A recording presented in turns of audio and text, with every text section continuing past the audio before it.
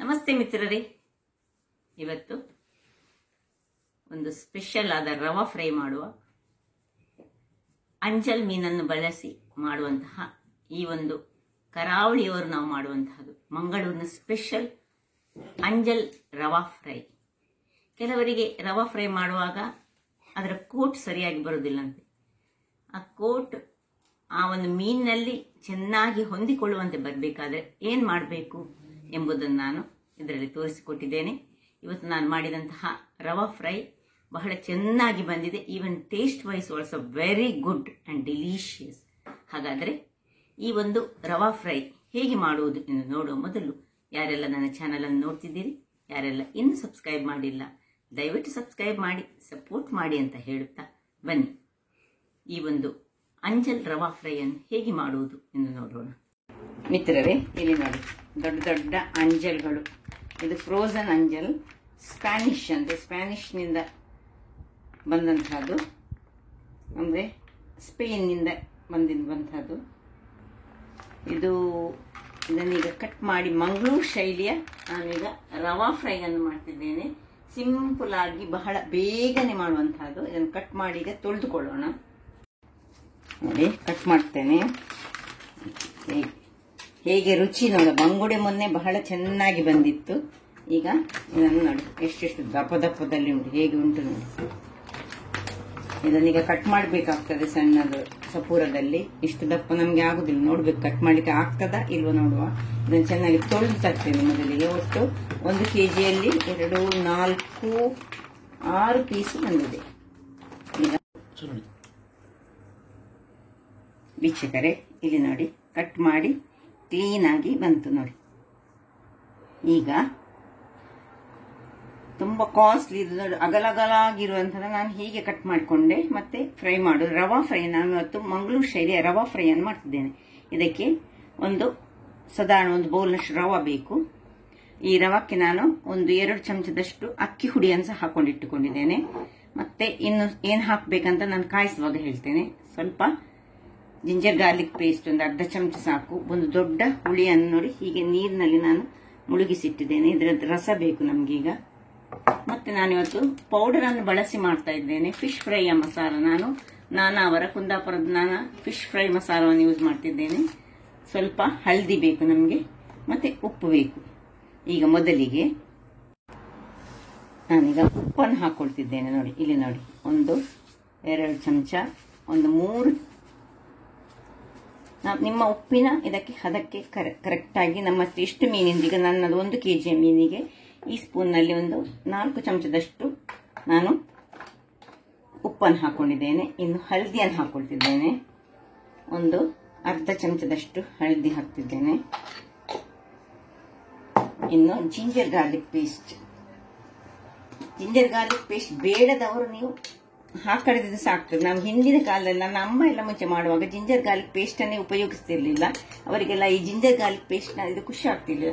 ಬೇಡದವರು ಹಾಕದಿದ್ರೆ ಸಹ ನಡೀತದೆ, ಒಳ್ಳೇದಾಗ್ತದೆ ಹಾಕದಿದ್ರೆ ಸಹ. ಇನ್ನು ಈ ಪೌಡರ್ ಅದರ ಹಾಕೊಳ್ಬೇಕು.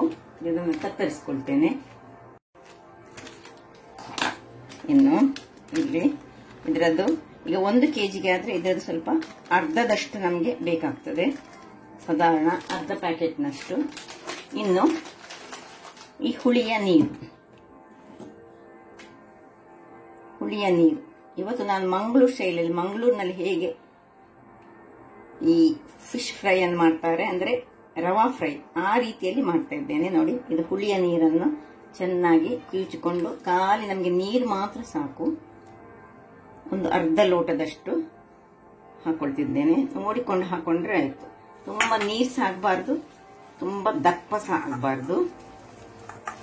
ಇದು ದಪ್ಪ ಆಯ್ತು. ಈಗ ಪುನಃ ಸ್ವಲ್ಪ ನೀರನ್ನು ಹಾಕೊಳ್ಳೋಣ. ಇಲ್ಲಿ ನೀವು ಉಪ್ಪನ್ನು ಚೆಕ್ ಮಾಡ್ಕೊಳ್ಬಹುದು. ಉಪ್ಪು ಕಡಿಮೆ ಆದ್ರೆ ಉಪ್ಪನ್ನು ಹಾಕೊಳ್ಬಹುದು. ಹಳದಿ ಹಾಕೊಂಡಿದ್ದೇನೆ ನಾನು. ನೋಡಿ, ಸ್ವಲ್ಪ ಇನ್ನು ನೀರು ಬೇಕು. ಇದು ಮ್ಯಾರಿನೇಟ್ ಮಾಡಿ ಒಂದು ಅರ್ಧ ಗಂಟೆ ಮಿನಿಮಮ್ ಇಟ್ಕೊಳ್ಬೇಕು. 1 ಗಂಟೆ ಇಟ್ಕೊಂಡ್ರೆ ಬಹಳ ಒಳ್ಳೇದು, ಫ್ರಿಜ್ ಅಲ್ಲಿ ಇಟ್ಟರೆ ಒಳ್ಳೇದು. ಈಗ ನಾನು ಒಂದೊಂದೇ ಫಿಶ್ಗಳನ್ನು ಇದೇ ರೀತಿ ನೋಡಿ, ಇದರಲ್ಲಿ ಹೀಗೆ ಇದರ ಒಳಗೆ ಇನ್ನೊಂದುಂಟು, 2 ಫಿಶ್ ಉಂಟು ಇದರಲ್ಲಿ.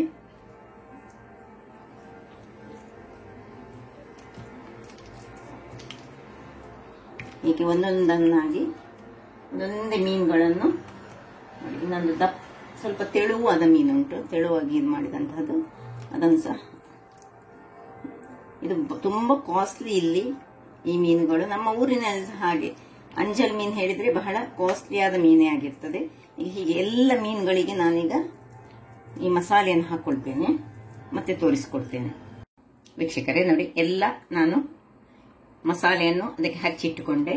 ಈ ಒಂದು 100 ಗ್ರಾಮ್ಸ್ ಇದ್ದು ಪ್ಯಾಕೆಟ್ನಲ್ಲಿ ಅರ್ಧ ಪ್ಯಾಕೆಟ್ನಷ್ಟು ನಾನು ಇದನ್ನು ಪೌಡರ್ ಅನ್ನು ತೆಗೆದುಕೊಂಡಿದ್ದೇನೆ. ಮತ್ತೆ ಒಂದಿಷ್ಟು ದೊಡ್ಡದು ಹುಳಿ ಮತ್ತು 1 ಚಮಚದಷ್ಟು ಜಿಂಜರ್ ಗಾರ್ಲಿಕ್ ಪೇಸ್ಟ್. ಇದನ್ನೆಲ್ಲ ನೋಡಿ, ಇದು ಪೀಸಸ್, ದೊಡ್ಡ ದೊಡ್ಡ ಪೀಸಸ್. ಇದರಲ್ಲಿ 2 ಪೀಸಸ್ ಉಂಟು, 2, 4, 6, 7, 8 ಮತ್ತು 10 ಪೀಸಸ್ ಉಂಟು. 10 ಪೀಸ್ ಹಿಡಿದು 1 kg ಇದು.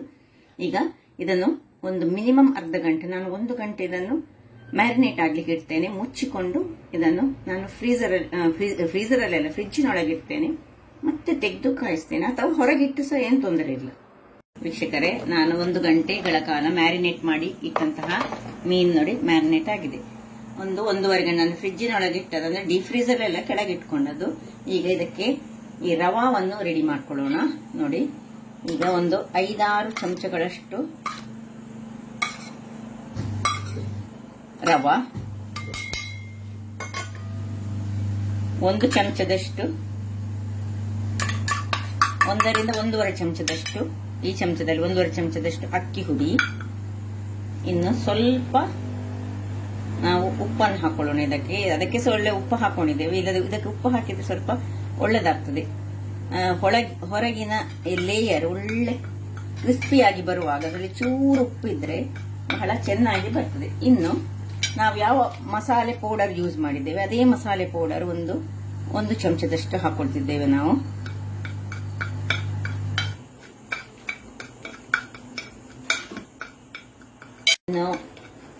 ಸ್ವಲ್ಪ ಪಿಂಚ ಹಳದಿ ಹುಡಿ. ಇದೆಲ್ಲ ಆಪ್ಷನಲ್, ಹಾಕಿದ್ರೆ ಮಾತ್ರ ಬಹಳ ಚೆನ್ನಾಗಿ ಬರ್ತದೆ. ಇದು ಈ ಹೊರಗಿನ ಅದರ ಲೇಯರ್ ಉಂಟಲ್ಲ, ಆ ರವೆಯ ಲೇಯರ್ ಬಹಳ ಚೆನ್ನಾಗಿ ಬರ್ತದೆ. ಈಗ ಇಷ್ಟಾಗಿ ಮಿಕ್ಸ್ ಮಾಡಿಕೊಂಡಾಯ್ತಲ್ಲ. ಇನ್ನು ಈ ಕಾವಲಿಯನ್ನು ಬಿಸಿಯಾಗಲಿಕ್ಕೆ ಇಟ್ಕೊಳ್ಳೋಣ. ಕಾವಲಿಗೆ ನಾವು ತೆಂಗಿನ ಎಣ್ಣೆಯನ್ನು ಯೂಸ್ ಮಾಡೋದು, ಅದರಿಂದಾಗಿ ಸ್ವಲ್ಪ ತೆಂಗಿನ ಎಣ್ಣೆ ಬೇಕು. ಇಷ್ಟನ್ನು ಹಾಕೊಂಡು ನಾವು ಸ್ವಲ್ಪ ಬಿಸಿಯಾಗಲಿ. ಅದು ಬಿಸಿಯಾಗುವಾಗ ಇಲ್ಲಿ ಸ್ವಲ್ಪ ಇದಕ್ಕೆ ಸ್ವಲ್ಪ ಒಂದು 5-6 ಇದನ್ನು ಕರಿಬೇವಿನ ಸೊಪ್ಪನ್ನು ಕತ್ತರಿಯಲ್ಲಿ ಸಹ ಸಣ್ಣದು ಮಾಡ್ಕೊಂಡು ಹಾಕೊಳ್ಳೋಣ. ಇನ್ನು ಕೈಯನ್ನು ಯೂಸ್ ಮಾಡಿಕೊಂಡು ಒಂದೊಂದೇ ಮೀನುಗಳನ್ನು ನೋಡಿ ಹೀಗೆ ತೆಗೆದುಕೊಂಡು ಹೀಗೆ ಇದರಲ್ಲಿ ಒಳ್ಳೆ ಅದ್ದಿ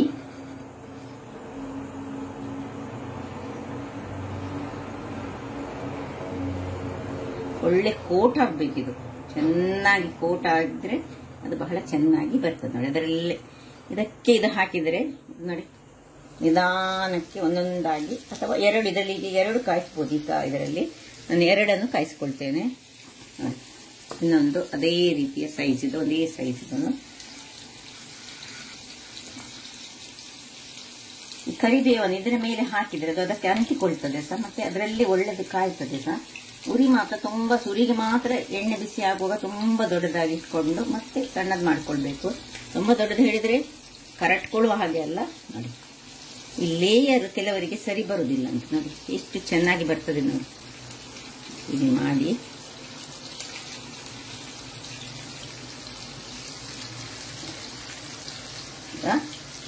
ಕಾಯಿಲಿ.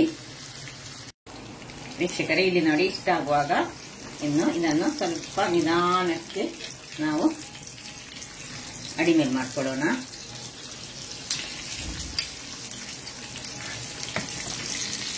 ತುಂಬಾ ಉರಿ ದೊಡ್ಡದಿಟ್ಕೊಂಡ್ರೆ ಇದು ಹಾಳಾಗ್ತದೆ. ಇನ್ನು ಪುನಃ ಒಳ್ಳೆ ಹದಾ ಉರಿಯಲ್ಲಿಯೇ ನಿಧಾನಕ್ಕೆ ಕಾಯಿಲಿ.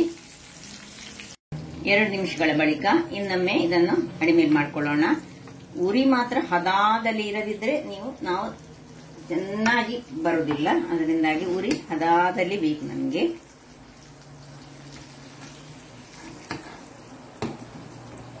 ಕಾಯಿಸೋದ್ರಲ್ಲಿ ಸ್ವಲ್ಪ ಪೇಷನ್ಸ್ ಇದ್ರೆ ಚೆನ್ನಾಗಿ ಬರ್ತದೆ ವೀಕ್ಷಕರೇ. ಈಗ ಕೊನೆಗೆ ಸ್ವಲ್ಪ ಉರಿಯನ್ನು ದೊಡ್ಡ ದೊಡ್ಡ ಮಾಡಿ ಎಣ್ಣೆಯನ್ನು ಇದರ ಮೇಲೆ ಸ್ವಲ್ಪ ಸ್ವಲ್ಪ ಹೀಗೆ ಹಾಕೊಳ್ಬೇಕು ನಾವು. ಸಾಕು. ಈಗ ಇದನ್ನು ಉರಿ ಸಣ್ಣದು ಮಾಡಿಕೊಳ್ಳೋಣ. ಸಣ್ಣದು ಮಾಡಿಕೊಂಡು ಇದನ್ನು ಪ್ಲೇಟಿಗೆ ತೆಗೆದುಕೊಳ್ಳೋಣ.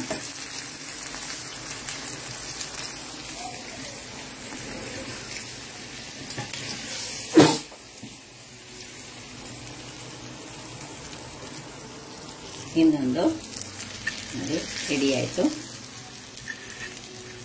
ಈಗ ಇದೇ ಎಣ್ಣೆಗೆ ಇಲ್ಲಿ ನೋಡಿ ಇದೇ ಎಣ್ಣೆಗೆ ಹೀಗೆ ನೋಡಿ ಮುಳುಗಿಸಿಟ್ಟಂತಹ ಇದನ್ನು ಹಾಕೊಳ್ಳೋದು. ಉರಿ ಸಣ್ಣದಿಡ್ಲಿ. ಈಗ ಯಾಕೆ ಹೇಳಿದ್ರೆ ಕರೆಕ್ಟ್ ಹೋಗ್ತದೆ. ಸಣ್ಣ ಉರಿಯಾಗಿ ಇಟ್ಕೊಂಡು ಇದನ್ನು ಹೀಗೆ ಕಾಯಿಸ್ಕೊಳ್ಳೋಣ. ಇದು ಸ್ವಲ್ಪ ದಪ್ಪ ಪೀಸ್ಗಳು, ಇಲ್ಲಿ ಸ್ವಲ್ಪ ತೆಳು ಪೀಸ್ಗಳು. ಇಲ್ಲಿ ರೆಡಿ ಆಯಿತು. ಇಲ್ಲಿ ನೋಡಿ ವೀಕ್ಷಕರೇ, ಎರಡನೇದು ಸಹ ಇದು ಕಾದಿತ್ತು. ಈಗ ಹೇಗೆ ನೋಡಿ ಕವರ್ ಹೇಗೆ ಆಗಿದೆ ನೋಡಿ. ಒಂದು ಚೂರು ಕವರ್ ಬಿಟ್ಕೊಳ್ತಾ ಇಲ್ಲ. ನಾನು ಹೇಳಿದ ರೀತಿಯಲ್ಲಿ ನೀವು ಮಾಡಿದ್ರೆ ಕವರ್ ಬಿಟ್ಕೊಳ್ಳೋದೇ ಇಲ್ಲ ನೋಡಿ. ಈ ರೀತಿಯಾಗಿ ಇದಾಯಿತು. ಈಗ ಇಲ್ಲಿ ಇದು ರೆಡಿಯಾಗಿದೆ ಆಗ ಮಾಡಿಕೊಂಡದ್ದು. ಹಾಗಾದ್ರೆ ಇಲ್ಲಿ ನಾನು ಸ್ವಲ್ಪ ಸಣ್ಣ ಉರಿಯಾಗಿ ಇಟ್ಕೊಂಡು ಮಾಡ್ತೇನೆ. ನೋಡಿದ್ರಲ್ಲ ವೀಕ್ಷಕರೇ, ಏನ್ ಚೆನ್ನಾಗಿ ಬಂದಿದೆ. ಜರ್ಮನಿಯಲ್ಲಿ ಸಿಕ್ಕುವಂತಹ ಈ ಅಂಜಲ್ ಫಿಶ್ನ ಕರಿ ಹೇಗೆ ಆಗಿದೆ ಅಂತ ತಿಂದ ಮೇಲೆ ನಾನು ನಿಮ್ಗೆ ಹೇಳ್ತೇನೆ. ಅಂದ್ರೆ ಫಿಶ್ ಹೇಗುಂಟು ಗೊತ್ತಿಲ್ಲ ನನಗೆ, ಬಟ್ ನಾವು ಮಾಡಿದಂತಹ ಪ್ರಿಪರೇಷನ್ ಈ ರೀತಿಯಲ್ಲಿ ಮಾಡಿದ್ರೆ ಅಷ್ಟು ಚೆನ್ನಾಗಿಲ್ಲದ ಫಿಶ್ಗಳು ಸಹ ಚೆನ್ನಾಗಿ ಬರ್ತದೆ. ಯಾಕೆಂದ್ರೆ ಲಾಸ್ಟ್ ಟೈಮ್ ನಾನು ಮಾಡಿದಂತಹ ಬಂಗುಡೆ ಬಹಳ ಚೆನ್ನಾಗಿ ಬಂದಿತ್ತು. ಸೂಪರ್ ಡಿಲಿಷಿಯಸ್ ಅಂತ ಹೇಳ್ಬೋದು. ಅದೇ ರೀತಿ ಇದು ಸಹ ಅದೇ ರೀತಿ ತಿಂದ ಮೇಲೆ ನಾನು ನಿಮ್ಗೆ ಹೇಳ್ತೇನೆ ಹೇಗೆ ಬಂದಿದೆ ಹೇಳಿ.